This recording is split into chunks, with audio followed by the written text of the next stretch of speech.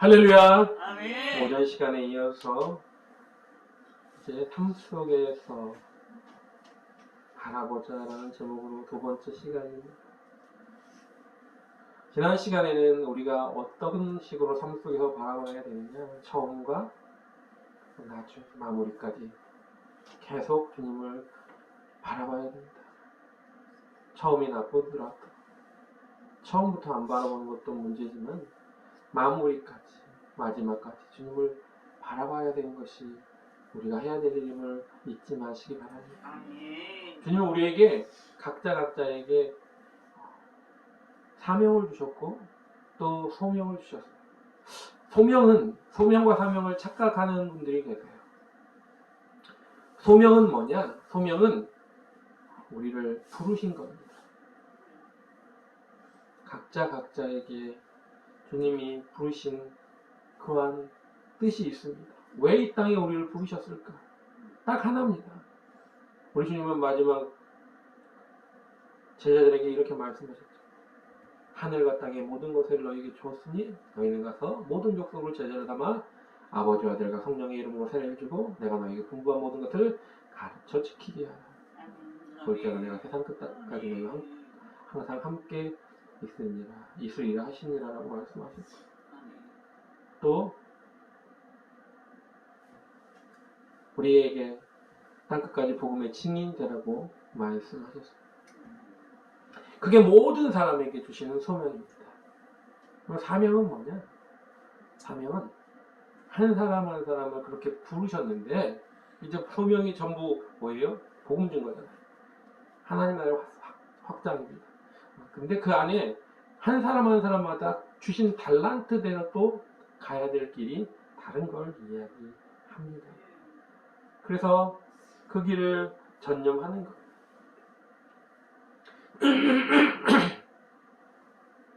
그렇다면 오늘 이제 두 번째로 삶 속에서 주님을 바라봐야 될 모습은 뭐냐?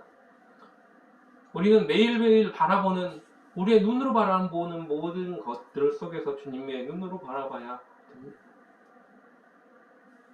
우리 눈이 딴 것을 바라보는 게 아니라 우리 예수님만 바라봐야 된다는 겁니다. 아멘.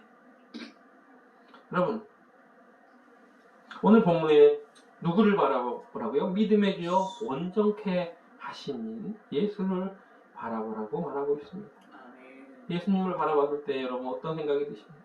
우리 주님은 어떤 분이셨을까?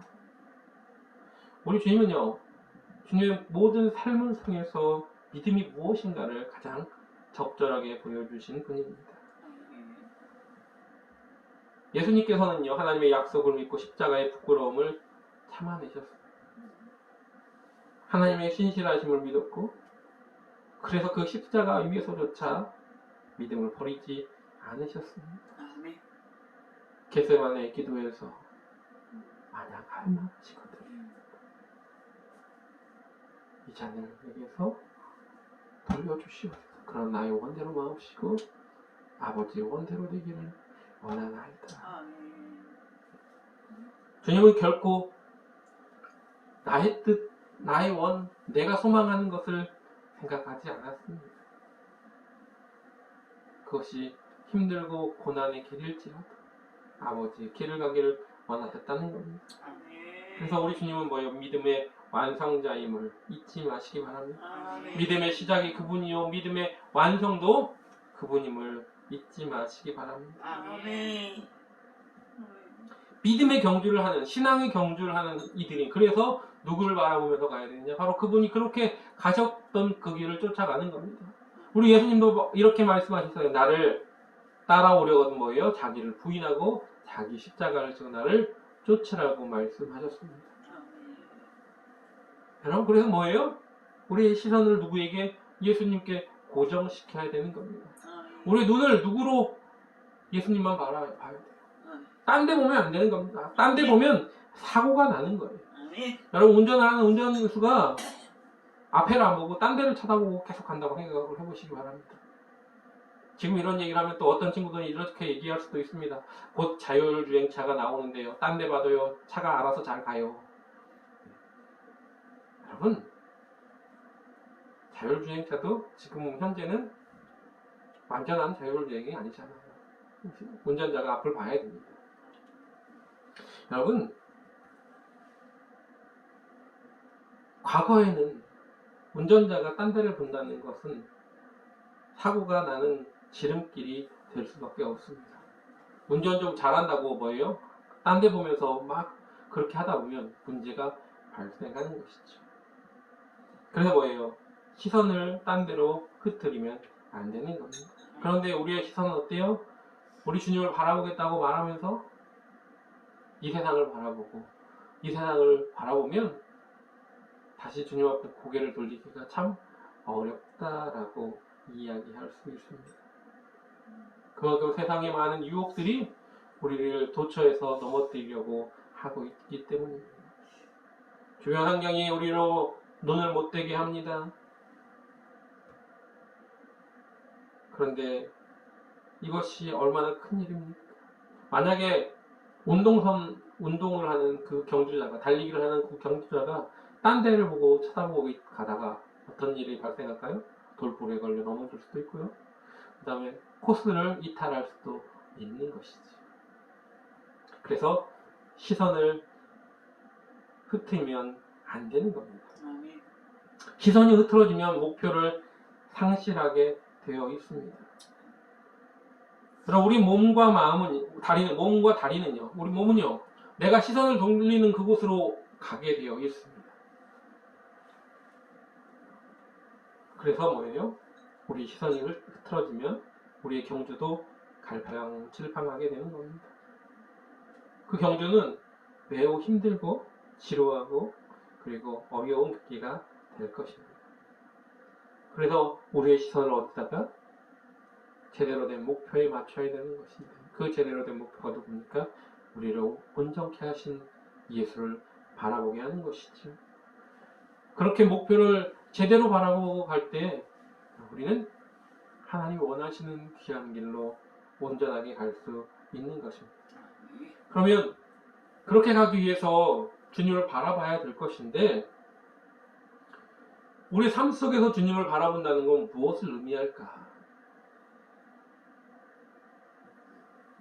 소크라테스라는 철학자가 이런 말을 했다고 합니다. 어떤 사람은 이 사람이 안 했다고도 하는데, 했든 안 했든 우리에게 유명한 말이 있죠. 뭡니까? 너 자신을 알라. 너 자신을 알라. 여러분, 우리 삶 속에서 우리가 누굴 봐야 되냐면 나를 볼 줄 알아야 됩니다. 남편이 아침에 일어나서 아무 말 없이 식사를 하고 출근을 합니다. 그렇게 출근을 했다가 남편이 직장에서 돌아오니까 이번에는 누가요? 아내가 아무 말도 안.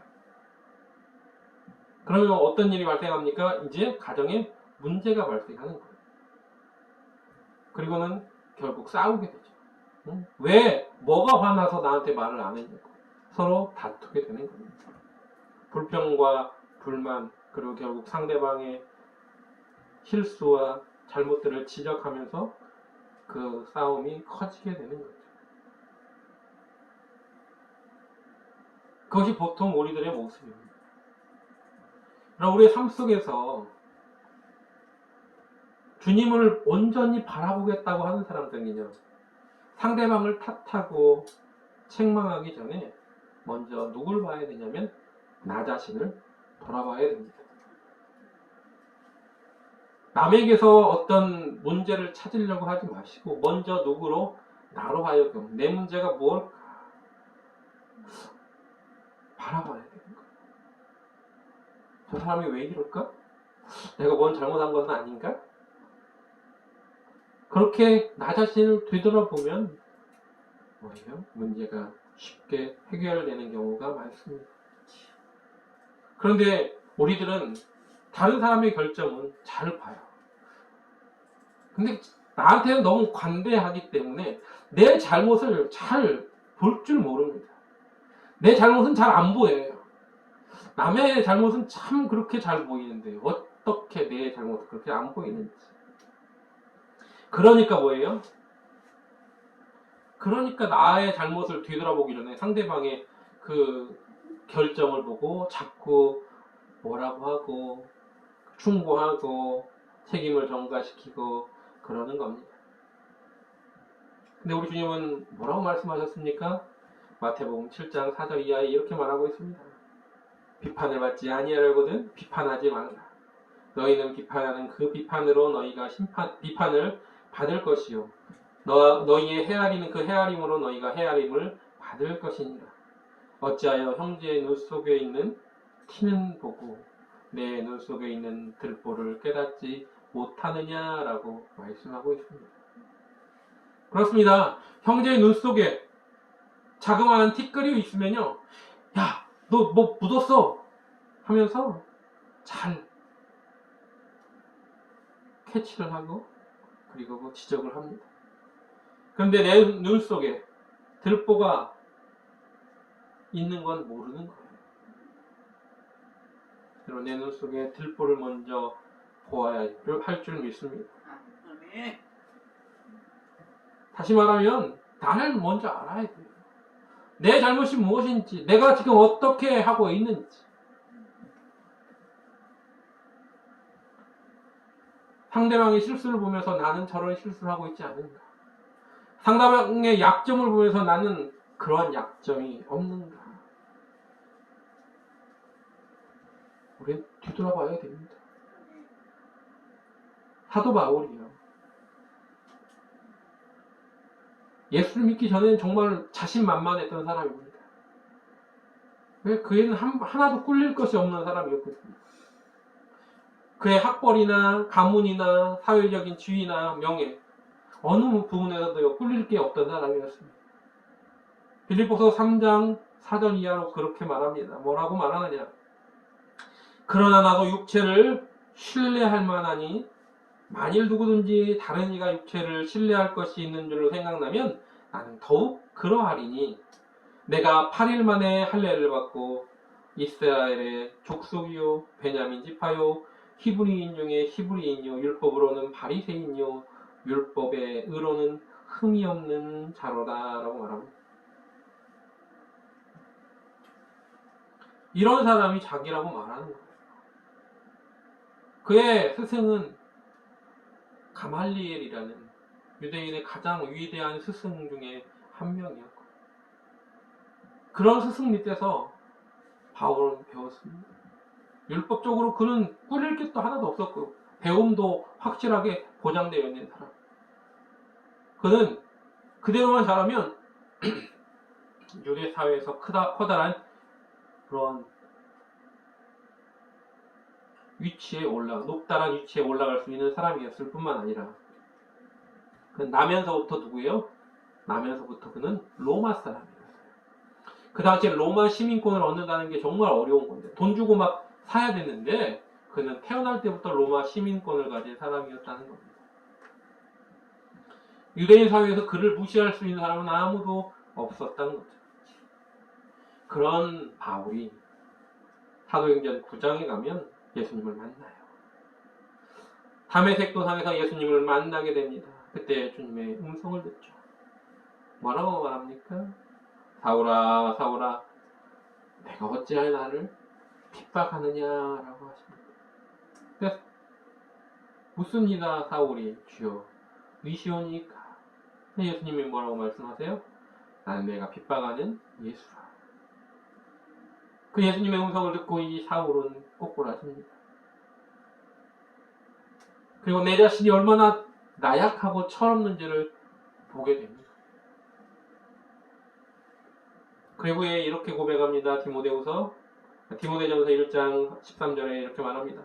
내가 전에는 패방자요 핍박자요 포행자이었으나 도리어 긍휼을 입은 것은 내가 믿지 아니할 때 알지 못하고 행하였습니다. 그때는 내가 그렇게 철없었다라고 말하는 겁니다. 얼마만큼 그런데 그가 겸손해져서 자기를 얼마만큼 이렇게 말을 하느냐? 고린도전서 15장 8절에는 이렇게 말합니다. 그렇게 떵떵거리고 잘난 척하던 이 사도 바울이 이렇게 말합니다. 맨 나중에 만삭되지 못하여 난 자 같은 내게도 보이셨느니라. 자기 자신을 뭐라고 합니까? 떵떵거리는, 나 앞에 아무도 없는, 난 정말로 대단한 사람이야 라고 생각했던 그가 만삭되지 못하여 난자, 이렇게 자기 자신을 낮추는 겁니다. 왜 그런 말을 했겠습니까? 주님을 만났기 때문에. 빛 대신 주님을 만나니까 나의 그 허물과 연약함이 다 드러나는 겁니다. 그럼 도적은 빛을 싫어합니다. 왜? 누구 거를 훔치려고 하는 모습이 다 드러나기 때문에 그렇습니다. 정체가 드러나기 때문에 빛을 좋아하는 게 아니라 어두움을 좋아하죠.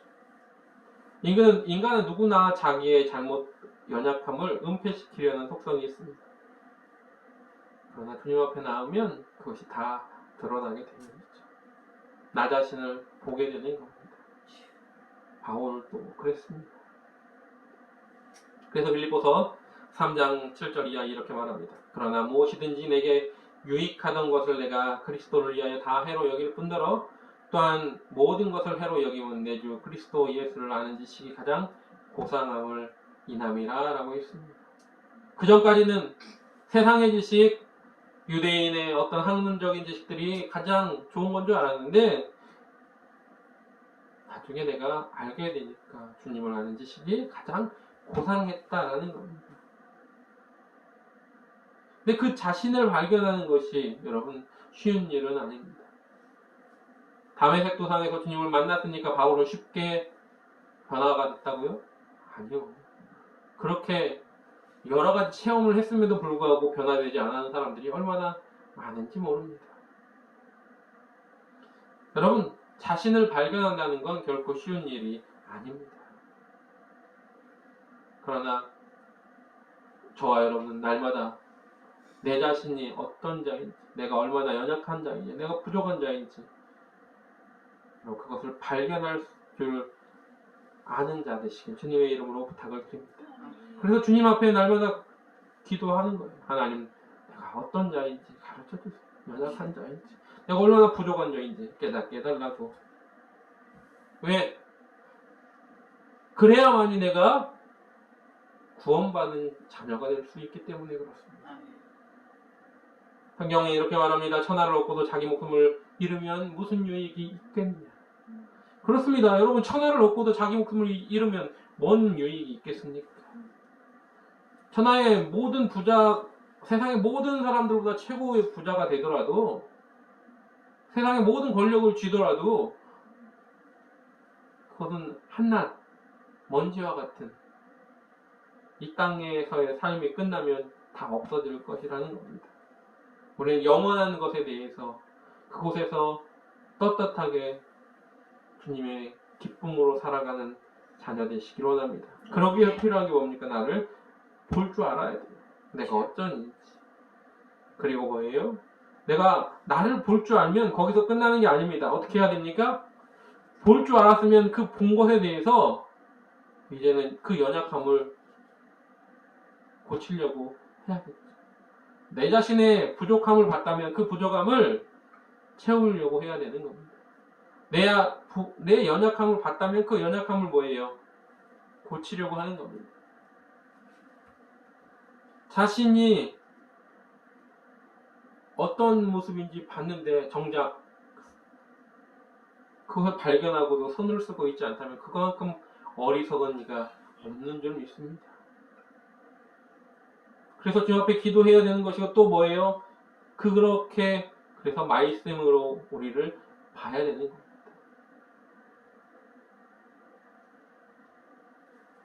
나 자신을 보려면 그래서 말씀과 기도가 가장 우선시 되어야 되는 것이죠. 야고보서 1장 23절에 보니까 이렇게 말합니다. 누구든지 도를 듣고 행하지 아니하면 그는 거울로 자기 생긴 얼굴을 보는 사람과 같다라고 말하고 있습니다. 그렇습니다. 내 자신의 얼굴을 봤는데 봤으면 어떻게 돼요? 여기에 어떤 더러운 것들이 묻어있으면 지워야 될 거 아닙니까? 봤는데도 그럼 가만히 지나가면 되냐라는 겁니다. 이스라엘 백성들이 그랬습니다. 말씀을 듣고 그리고 말씀으로 그들이 알았어요. 뭐가 잘못됐는지.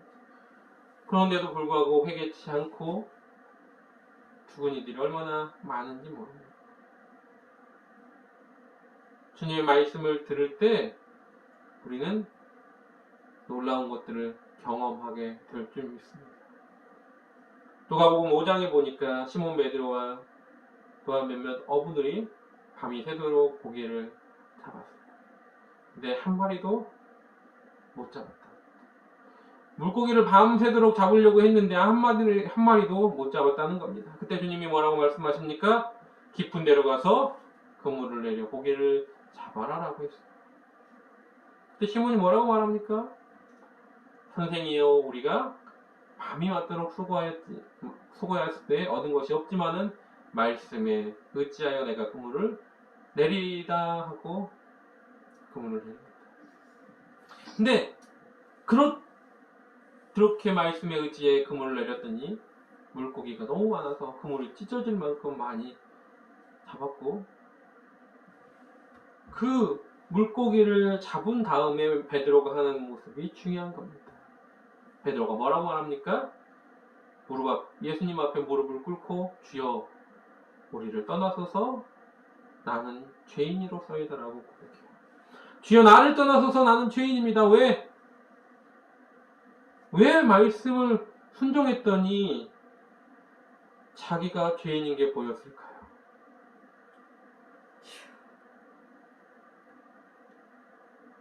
거울 앞에 서니까 내 잘못이 보인 것처럼 말씀을 듣고 따랐더니 내가 지금까지 얼마나 어리석게 살았는지를 깨닫게 되는 것입니다.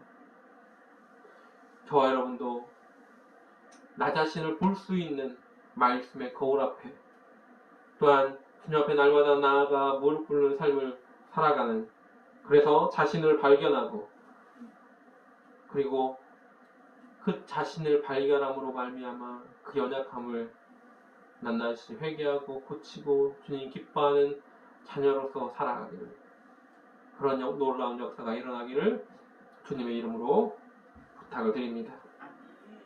또한 삶 속에서 우리는 또 누구를 봐야 되느냐? 나를 보는 것뿐만 아니라 누구를 봐야 되느냐? 바로 이웃을 바라봐야 될 줄 믿습니다. 여러분, 제가 어릴 때는요, 시골에 살 때 동네 모든 일이 어떤 일들이 있는지 금방금방 알게 됐어요. 누구네 집에 잔치가 있더라, 누구네 집에서 개가 새끼를 낳았더라, 누구네 집에 송아지가 어떻게 했더라, 태어났더라, 뭐 이러한 일들이 그냥 쉽게 알게 됐어요. 근데 요즘 어떻습니까? 한 아파트 안에 살면서도 어떤 일이 있었는지 잘 모르죠. 가끔씩 뉴스에 나옵니다. 독거노인들 중에 돌아가셨는데 몇 개월 동안 아무도 발견하지 못했다, 이런 것들이 나옵니다. 우리 앞에 있는 앞집 할머니가 돌아가셨을 때 돌아가신 걸 몰랐어요. 그만큼 뭐예요? 삭막하다는 겁니다. 잘 알지 못하는 겁니다. 주변에 관심이 없다는 겁니다.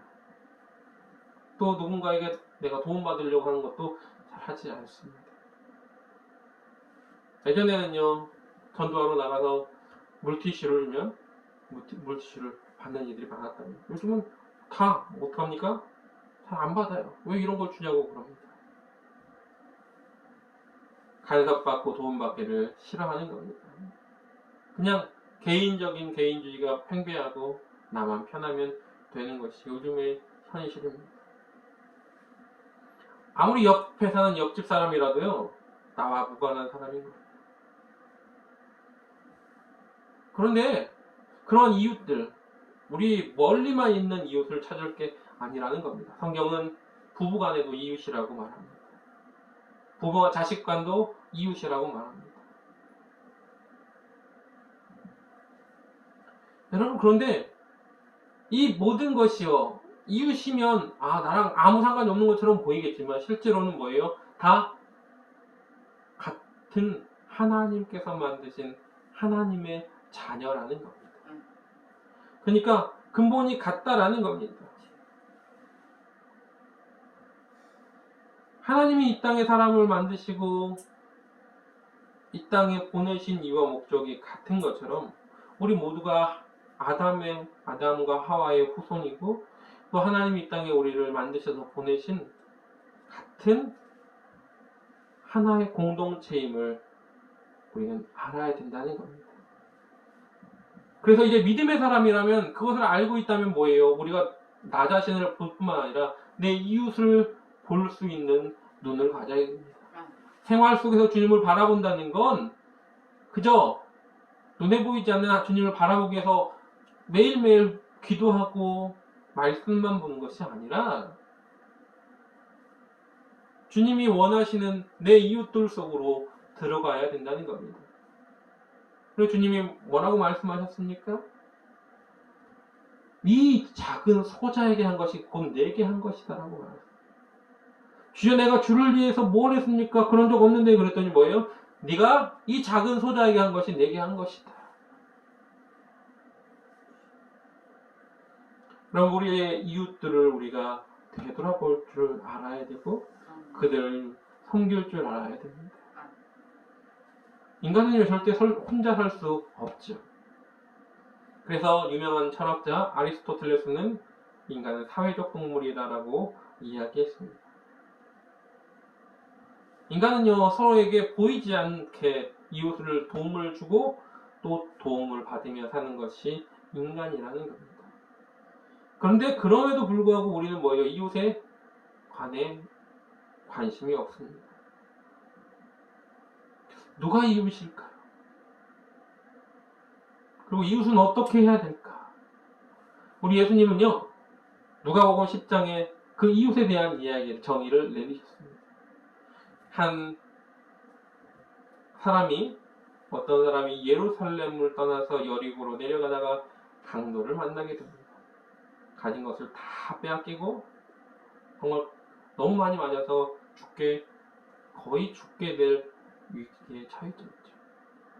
근데 다행스럽게도 그 옆을 누가 지나갔어요? 제사장이 지나갔어요.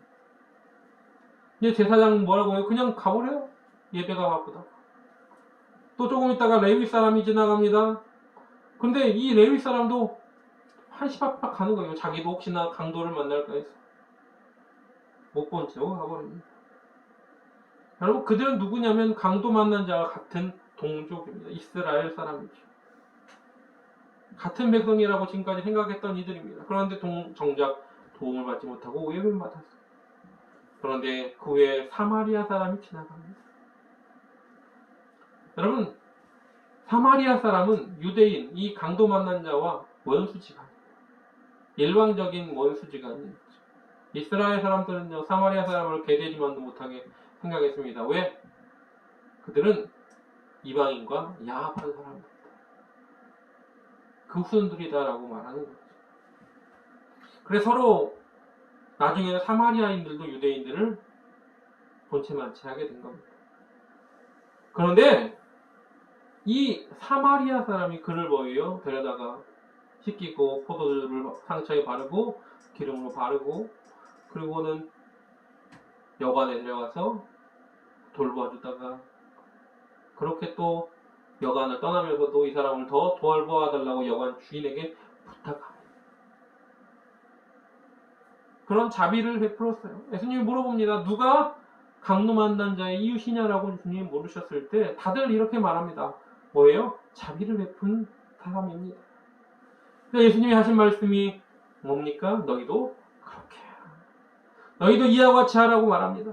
여러분 우리가 남들에게 주님의 자녀로서 온전한 이웃이 된다는 건 무엇을 의미하냐? 바로 그 선한 사마리아인처럼 나와 아무 관계도 없는, 아니 어쩌면 나와 원수 관계에 있는 이라고 할지라도 나에게 도움을 요청하고 나의 도움이 필요한 사람이라면 그게 바로 나의 이웃이 된다라는 겁니다.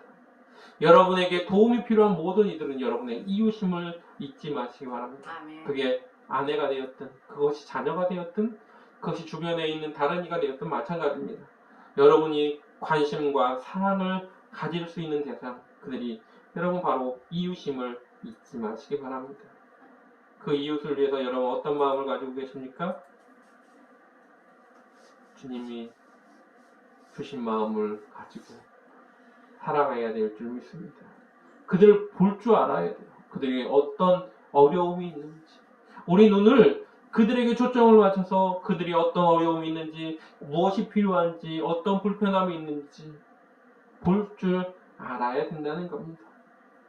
그게 바로 주님이 원하시는 이웃을 사랑하라고 하는 말씀이에요.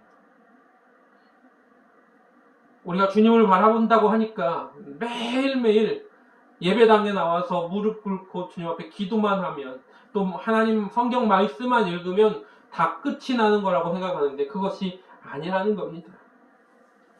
여러분, 물론 나와서 예배당에 나와서 기도하고 또 개인적인 기도하고 말씀을 읽는 것도 중요합니다. 그러나 우리의 삶 속에서 나 자신을 볼 줄 알아야 되는 거예요. 내가 얼마나 연약하고 부족한 존재인지를 아는 것도 중요합니다.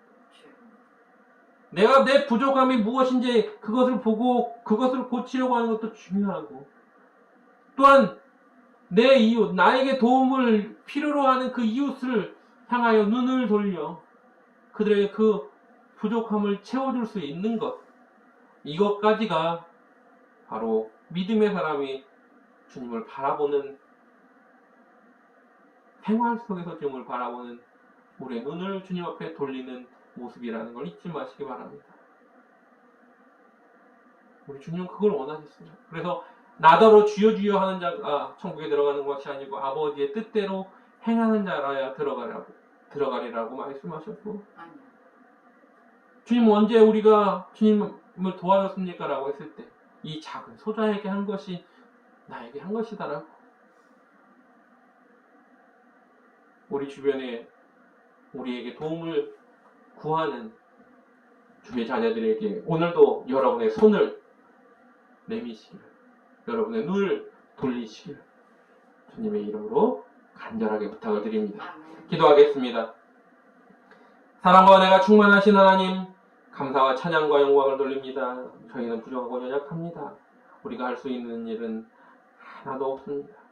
그러나 오직 주님만을 바라보는 자녀들의 입술과 마음과 생각을 오늘도 붙잡아 주시옵고, 우리가 주님을 바라본다는 것은, 생활 속에서 주님을 바라본다는 것은 예배당에 나왔네 날마다 무릎 꿇고 기도하고 말씀을 보는 것에 그치는 것이 아니라 내 자신의 연약함을 볼 줄 아는 눈과 나에게 도움을 필요로 하는 이웃을 향하여 눈을 돌려 그의 부족함을 채워주는 그러한 눈을 가져야 된다는 걸 잊지 말게 하시고, 오늘도 오로지 주님이 원하시는, 기뻐하시는 그 자리, 그 길에 있게 하여 주시옵소서.